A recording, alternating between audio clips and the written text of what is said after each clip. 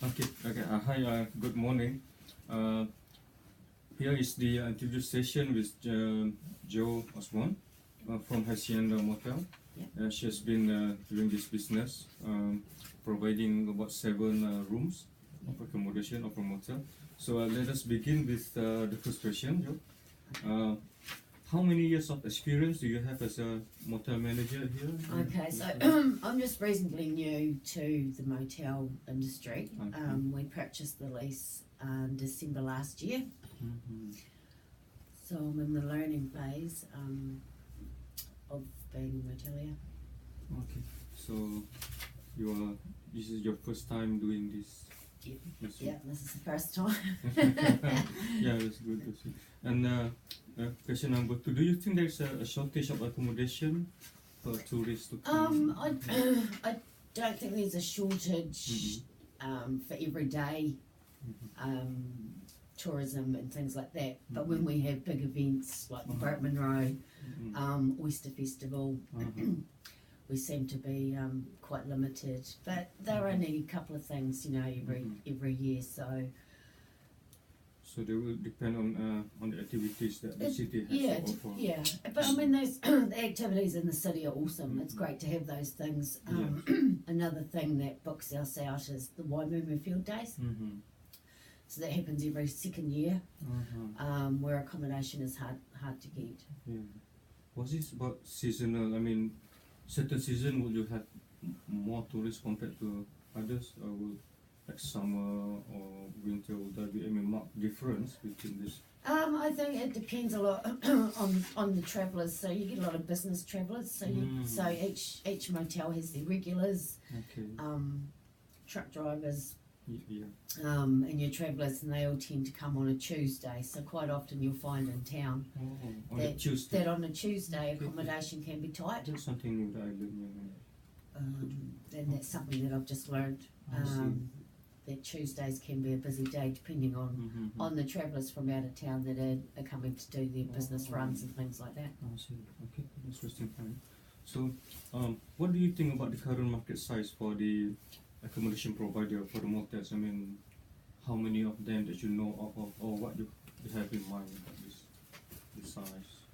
If you have any idea.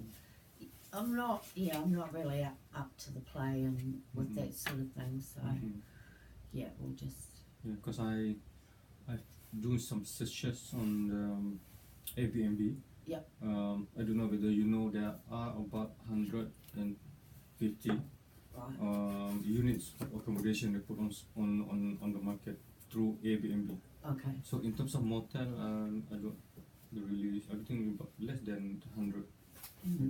Although that the duration of the sizes, I mean, yours could be like 7, maybe some other 10 to 20. Yeah. Okay, so what do you think about the market here? Will it grow or contract? Will it be? I mean, you've been here for about less than a year, but you must have your own projection in this business. I just think there's a lot of positivity happening within the city. So with the likes of the Kmart development, Richardson Group, going to turn the city into like a giant mall. I think all those things are positive and they're really, really awesome. I'm hoping it'll bring more people to Invercargill. TY, I think, has opened another line, so there's some more jobs going out there. So I think the market is positive, and I hope that things pick up and we do get a whole lot of more people to town. I think there's a lot of people that are coming to SIT like yourself. So that's bringing people, but not as that's probably more in the rental market compared to the motel side of things. Maybe the first few weeks or few months. So this is related to previous question. What do you think the factors contributing to this improvement in the people coming in? I mean, you were saying some of the project from Richardson, some of them. I mean, and you did mention something about the rental market. Will there any inquiries about people that need a place for like long term, or what other factors that can make them choose your place? I mean, that's the sad thing is that sort of stuff may not give us the business. Mm-hmm. But like I said, we rely on the events that happen in town. Mm-hmm. Yeah. Summer with the tourists is a really busy time for us. Mm-hmm. But like I said, the sporting things, we were fully booked with Yes. Christchurch Boys High basketball team stayed. Oh. So all those sort of tournaments and those sporting things also help do the business. But with the upgrades of town and that sort of thing, yeah, it's unknown at the moment on what's going to happen. I mean, there may be guys that need a place to stay that are contractors or whatever. Yeah. We may pick some of that up. There's always people. I mean, needs a place to stay. The projects coming up. Yeah. So yeah, I've seen your hotel is neat and tidy. It's really interesting things. So what do you consider? You are the operator, the essential elements for a good motel. I mean, I think this place is probably, it's not modern. And it does need a wee bit of a freshen up, but I think people are happy as long as it's clean. Okay, yeah, clean. I think as long as the rooms are clean and tidy, Clean, yeah.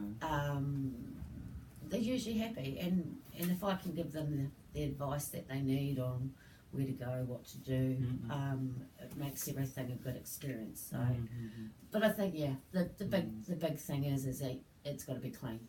So they do also ask you about the attractions here that this town has to offer? Yeah, so a lot of the time I send people to Bluff. I think Bluff's a great place to go, with it being as far as you can drive on State Highway 1. Okay. And it's always great to get a photo opportunity at the signpost. And the view from Bluff Hill is spectacular. I also send a lot of people to Arete Beach because we can drive on the beach. Yes, you can see Stewart Island and you can see around to Riverton. So it's and the sunset's always beautiful out there. So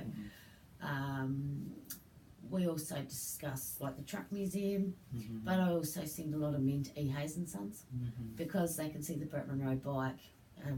They've got everything. It's they've got car displays and bike displays in there as well as just selling their product and stuff.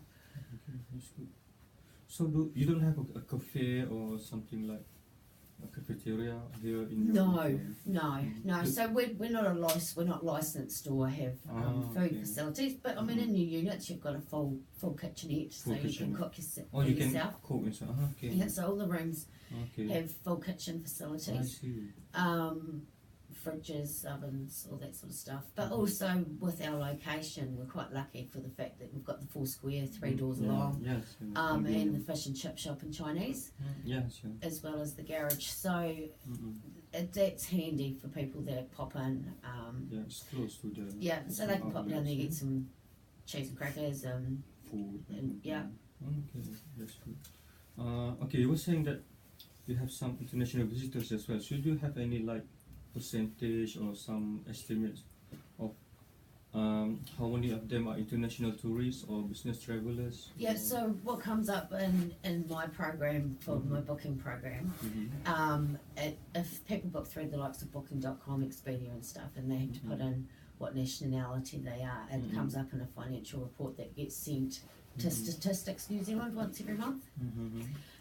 So they can work out where the tourists are and that sort of thing, so they can give you the numbers, for Invercargill area on what the tourist stay has been.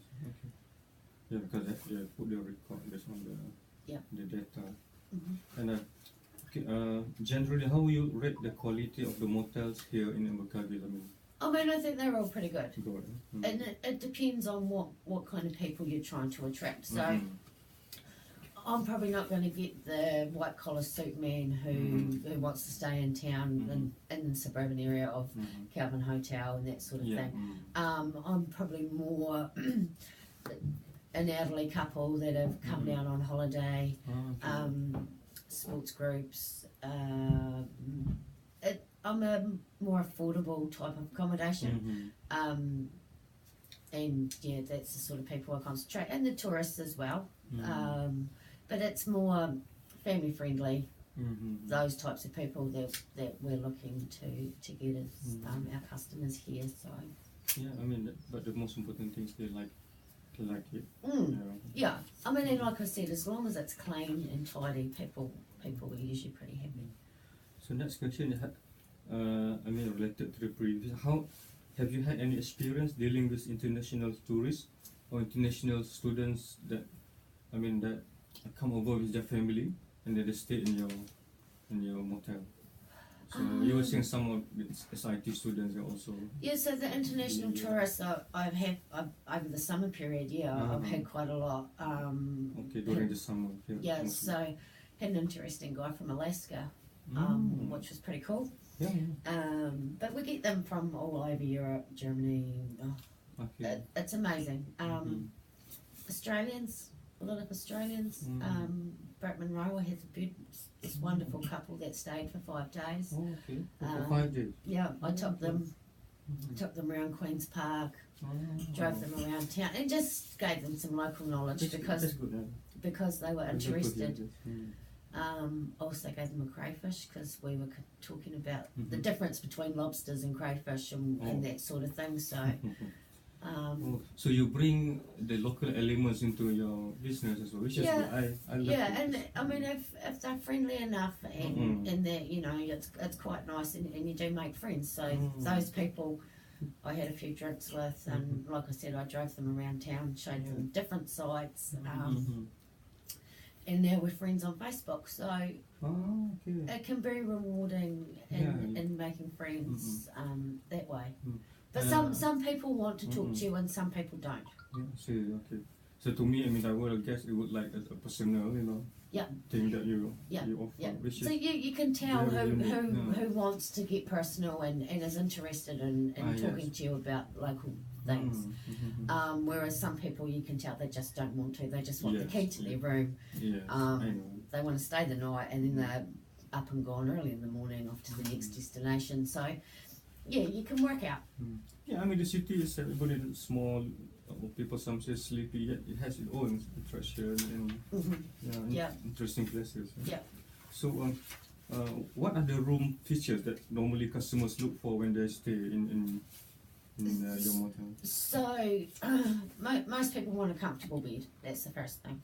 What, double bed? You mean? Queen, at least a queen size at least bed. queen size. Yeah. Okay. All right. And then they always look for that thing. So they always want a comfortable bed, and like I said, it's clean. And some people do like to cook. So having the kitchen facilities. Okay, they want their own meal. So they can cook. Okay. Yeah. And okay, what are the different segments of room market? You were saying some would really go into sports, some like you have to see the local attraction. So based on your own experience, what are the segments of the guests that stay in your motel? So you can differentiate them. So we've had sporting teams, families, grandparents with grandkids on holidays. Then you've got your tourists as a separate identity. You've got your contractors that come, and then you, like I said, your travellers. So your business people who are coming for them, you know, their monthly trip where they go around all the other businesses selling their product and stuff. So you get them regularly as well. I see. So which one of those group of people that brings you the greatest value? I mean, you can make more revenue from this group. It's hard to know really. With I mean, the tourists do bring in a great value, but then also sometimes your contractors that are your regulars bring a good value as well. So it's probably 50-50. Yeah. You don't really. I mean, you can't really differentiate each other, but they all come at different times. Every person in your door is important to you for your business and making things for you. So okay. So what you have several. So what is the room type which is most popular with your customers? One room, 2 bedroom, or probably the studio units, just with the queen bed. They have a queen size bed and a single but a lot of the time the people are one or two. Okay. In the summertime, I did notice with the tourists there would be four people. So we do have rooms that have a queen size and 2 single beds. I see. So Or into single bed. yeah. So the 2-bedroom unit gets used a lot for the families, mum and dad and the kids. Okay. We have one of those, a 2-bedroom unit. So that 2 bedroom will be like a family room also. Yeah, so it has a wee lounge area with the kitchen, Oh. Okay. and then you've got your 2 separate bedrooms, and then your bathroom separate as well.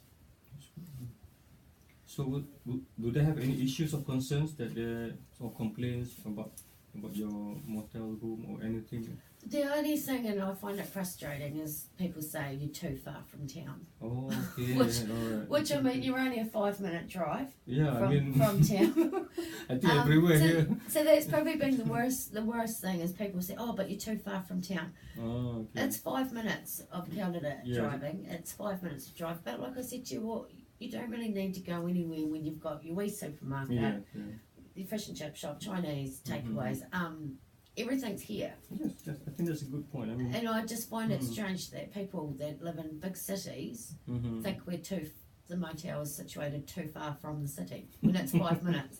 no, sometimes it's the perception. I mean, normally they just want to like all in the business district, and then you walk to any of those Exactly, places. yeah. So if here is you have to get into the car, turn on the engine. So to them, that's far. It's Yeah. subjective. But I just think it's a strange complaint. But it's not a bad complaint. yeah. I mean, that's something that they But yeah, that's just pick. probably the only thing is people say, "Oh, you're a bit far from town." So 5 minutes. It's only 3 k's or something. Yeah, I do everywhere. Never can go. Okay, this is something that I just a new thing. There's some like tighter immigration rules relating to the foreign students because of the new government policy. Would that be an impact to the tourist market in Invercargill? Because I heard some of the students that are also visiting some other places in New Zealand. Do you think any impact or new? I mean, it will not be enforced starting this November. I don't think it'll make a huge No, impact. okay. Yeah, because it doesn't constitute maybe less numbers. No. Okay. So within the next 5 to 7 years, what would be the important factors that will affect the most? As you mentioned before about this Richardson Group plan, everything. So, what are the biggest impacts that you foresee within the next? I don't know. I mean, there seems to be a bit happening in town, and things are getting bigger and better, and things like that. It's sort of hard to know, and until those things happen, then we'll have more of an idea of where the city's going and what's happening. But as long as we keep having these events, we were the winners of the netball. We won the basketball, all those sorts of things nationwide. It all helps us, as far as being a recognised city in New Zealand, and the affordability and stuff is always good here. Yes, I think that's also a good point. I think here is one of the, I would say it's not cheapest, but people can balance out. Yeah, I mean the house prices and those sorts of things are a lot more affordable than other cities. And like you said, it's only 5 minutes to get to town, so everything's close. But everything's close in as far as what we discussed earlier about the Catlins or Stewart Island or Tianao and those sorts of things. They're all close to us, and we're very, very lucky. I was thinking some people miss out the thing that here you don't have that much stress compared to if you live in a big city, which is it's a blessed by itself to me. I mean, So now there's a proposed developments in the central business districts. So do you foresee the increase in business travelers because of these projects? Well, I mean, it may happen, and like I said, we may end up with contractors from out of town. There could be painters, decorators, all those sorts of things. And also, if they introduce a lot more shopping chains, so the likes of your Smiggles and things that we don't have here, if those shops or franchises come to the city, those people need to come stay here to organise their shops and things when it all happens. So So yeah, that's a good Depends on thing. Yeah, it's the gonna real things. it's gonna depend when it comes down to it, who wants to tenant those shops in the giant mall. Yeah, let's pray for the best thing happen. Mm. Will there be any increase in competition due to this, like some of the new hotel planning? I mean, like I said earlier, I'm trying to attract the family market, tourists that are on a Yes. cheaper budget, that sort of thing. I'm not a backpackers, Mm-mm. but I don't think that the new hotel in town is going to affect me. Okay. I think it's going to be more suit, white collar suit people, business people, that Okay. want to stay within the city. So Yeah, that's a good point. I'm hoping it's not going to affect me and the clientele that I'm trying to have here. Yeah, I think that's good. And then, okay, about the local agencies, we have Venture Supplement, City Council. Are they promoting in Purkaga as a tourist destination in any way that you think they've done? It's hard when you live here. I think that if you lived somewhere else, you would notice how much they're trying to promote Southland and the things that we have. Venture Southland does some good things with the likes of the Bratman Row. Oh yeah. I think they're on the Oyster Festival as well. Yes. Yeah. So yeah, those things, they're paying off. I mean, we're fully booked already for Bratman Row and the Oyster Festival next May. We have no rooms available, so yeah. That's good. Yeah, I mean they did organize this thing, and then okay, yeah, the future of hotel you already mentioned that, and then okay, you have the room with the attached kitchen, Do the customers prefer to have their meal while they stay? I mean, do they prefer to cook by themselves, or they prefer like if you have a cafe that's selling some of these foods? The only thing I offer is a continental breakfast, which they can purchase from me. I see. Okay. But I think we don't have a cafeteria or anything like that, because the rooms have the kitchenettes. They have frying pans, knives and forks. They have the full cutlery, set out in there. Oh, so you do offer something like breakfast? Okay, yeah. So we that's a good do kitchen. offer a continental breakfast. Okay. But a lot of the people, I quite often push the Chinese thing. Chinese takeaways. If they're here for one night, they can't be bothered cooking. They walk down the street, they get their Chinese takeaways. So I'm pushing my business onto them as well, and that's the way it works. It's a and swings and synergy. roundabouts. Yeah, you both gain something from this. Yeah. So, but I mean, a lot of people tend to just get takeaways and eat out. Okay. Yeah, because of your size that you have. I mean, sometimes the facilities are there.